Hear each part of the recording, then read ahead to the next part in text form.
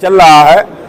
देश से आतंकवाद को खत्म किया है और न केवल विदेशी ताकतें, अपने अंदर भी बहुत सारी ऐसी एजेंसी जो देश को कमज़ोर करने का कार्य कर रही थी, उन पे भी सब पे अंकुश लगा है। और लगभग 100-125 जिलों में जहां पर आतंकवाद फैला था और नक्सली आतंकवाद ये सब चल रहा था, आज मुश्किल से 5-6 जिलों में शेष बचा है और वहां पर भी 100 से अधिक जिलों में आतंकवाद खत्म हुआ है। सांसद जी, मेरा एक सवाल ये है, पिछले 11 साल में बरेली को क्या मिला है इस सरकार ने, वो बताएं। पिछले 11 साल में तो बहुत कुछ मिला है। दिल्ली जाने का रास्ता, लखनऊ जाने का रास्ता, जहाँ पर आज मुश्किल से 3 घंटे लगते हैं दिल्ली और लखनऊ जाने के लिए, ये रोड सब बड़े बड़े हाईवे यहाँ पर बने हैं। और वैसे तो मैं और बहुत बातें बोल सकता था, गांव की भी सड़कों का, जहाँ पर 2-2, 3-3 घंटे आने जाने में 10-10, 20-20 किलोमीटर में लगते थे, आज वहाँ पर 15-20 मिनट में, 25 मिनट में हमारे समाज उस पर यात्रा कर लेता है। सड़कों पे सुधार, रेलवे में सुधार, हर विभाग में कहीं ना कहीं सुधार हुआ है। चिकित्सा क्षेत्र का बड़ा सुधार हुआ है और जहाँ पर कभी एक एम्स था, आज वहाँ 22-23 एम्स इस देश में सेवा दे रहे हैं। ये सब 11 साल की उपलब्धियां हैं। वरना तो ये अभी जैसे मैं बोल रहा था कि घोटालों का देश समझने लगी थी दुनिया, ये घोटालों का देश है और यहाँ पर कोई काम करने के लिए तैयार नहीं था। आज उसमें सब में बदलाव हुआ है, सोच बदली है, समाज की सोच बदली। कांग्रेस लगातार निशाना साध रही, कह रही 11 साल में देश बर्बाद हुआ है, देश आबाद नहीं हुआ। कांग्रेस का कहना है। अब उन्हें विपक्ष के लिए कुछ कहने को बचा नहीं है, इसलिए वो अब इसी प्रकार की बातें करते हैं। बरेली में रोजगार के क्या साधन लेके आए पिछले 11 साल में? आज स्टार्टअप योजना के अंतर्गत आज यहाँ पर कम से कम सैकड़ों छोटे बड़े कारखाने यहाँ पर शुरू हो गए बरेली में। और बड़ी खुशी की बात यह है कि उसमें युवा पूरी बड़ी अपनी सहभागिता कर रहे हैं, अपनी हिस्सेदारी ले रहे हैं, रोजगार मिल रहा है।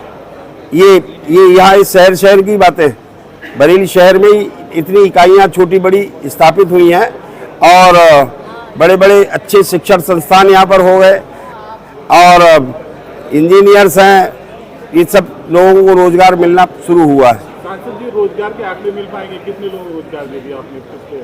अब आंकड़ों में तो मैं नहीं बता पाऊंगा, पर हाँ इतना जरूर है कि निश्चित ही हमारे रोजगार मेले लगा कर हमारे विभाग ने, श्रम विभाग ने उस पर कार्य किया है। 300 बेड का अस्पताल चल रहा है, उसमें डॉक्टर की कमी, डॉक्टर नहीं है। अब डॉक्टर्स तो अस्पताल में जरूर आने चाहिए, बात ठीक है। और ये कोई कारखानों में डॉक्टर नहीं बनते, डॉक्टर संस्थाओं में बनते हैं और धीरे धीरे उसकी भी व्यवस्था, ये कोई क्षण भर में डॉक्टर तैयार हो जाता है ऐसा नहीं है। उनको पढ़ने के लिए, उनको पढ़ाने के लिए, उनके अनुभव के उसके आधार पर, और जहाँ पे 300 बेड वाले अस्पताल, उसका भी कुछ बहुत जल्दी होने वाला है। सुपर स्पेशलिटी अस्पताल को उसको देने की बात चल रही है, उसको कहीं ना कहीं बहुत जल्दी उससे सुविधा कहाँ मिल पा रही है अस्पतालों में? ना न्यूरो सर्जन डॉक्टर है, ना हार्ट का डॉक्टर है, सिर्फ फिजिशियन है, उसी के बलता अस्पताल पूरा चल रहा है। तो गरीबों को कहाँ मदद मिल रही है?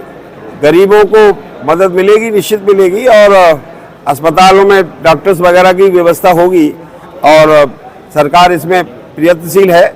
यहाँ पर मेडिकल कॉलेज भी बनाने की बातचीत चली है और यहाँ पर उस अस्पताल को ही और उसको बहुत जल्दी उसको ह्यूमन पावर मिले, उसके लिए सरकार का पूरा ध्यान है। क्या कहना चाहेंगे, किस तरीके से आप इस सेवा काल में?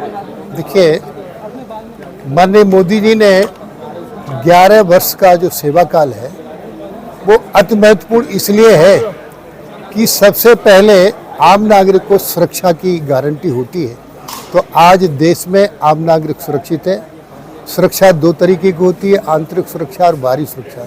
बाहरी सुरक्षा सेना करती है, सेना चाक चौबंद है। आज आतंकवाद का सफाया हो गया है और माननीय मोदी जी ने पहलगांव की घटना का बदला 100 किलोमीटर अंदर घुस के पाकिस्तान में जहाँ केंद्र थे आतंकवादियों के, उनको ध्वस्त करने का काम किया है।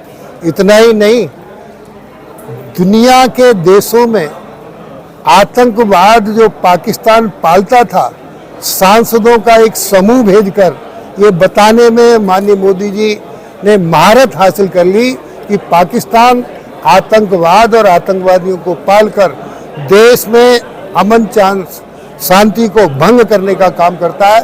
तो आज माननीय मोदी जी के इन 11 वर्षों में दुनिया मोदी जी के साथ खड़ी है। और सबसे पहले मैं एक और बधाई देना चाहता हूँ, जो ओवैसी, जो भारतीय जनता पार्टी को कस के पानी पी के गाली देते थे देश में, आज उन्हीं ओवैसी ने पाकिस्तान की कच्चा चिट्ठा खोलकर पाकिस्तान को पलट कर मारा है कि पाकिस्तान आतंकवाद और आतंकवादी देश है।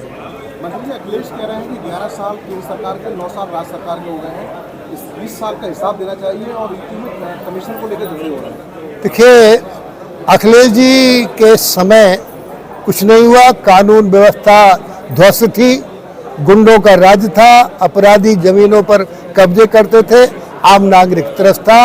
ये समाजवादी पार्टी की उपलब्धि थी। योगी सरकार की उपलब्धि है, माननीय मोदी सरकार की उपलब्धि है। आज एयरवेज यानी पूरे देश में एयरवेज बन रहे हैं। रेल देखिए, 2 तरीके की सेफ्टी, इलेक्ट्रिसिटी और कनेक्टिविटी, ये तीनों चीज़ें मोदी जी के राज्य में बेहतर हैं और योगी जी उसको और गति देने का काम उत्तर प्रदेश में कर रहे हैं। धन्यवाद। आविष्कार और नवाचार की बातें हो रही हैं। पहले सरकारी योजनाओं के पैसे लोगों तक नहीं पहुंचते थे, बिचौलिए खा जाते थे, लेकिन डायरेक्ट बेनिफिट के माध्यम से सीधे जनता के अकाउंट में पैसे पहुंच रहे हैं।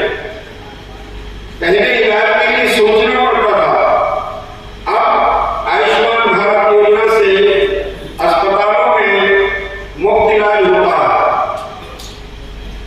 आयुष्मान भारत की योजना और उसके माध्यम से 5 लाख रुपए तक का निःशुल्क इलाज।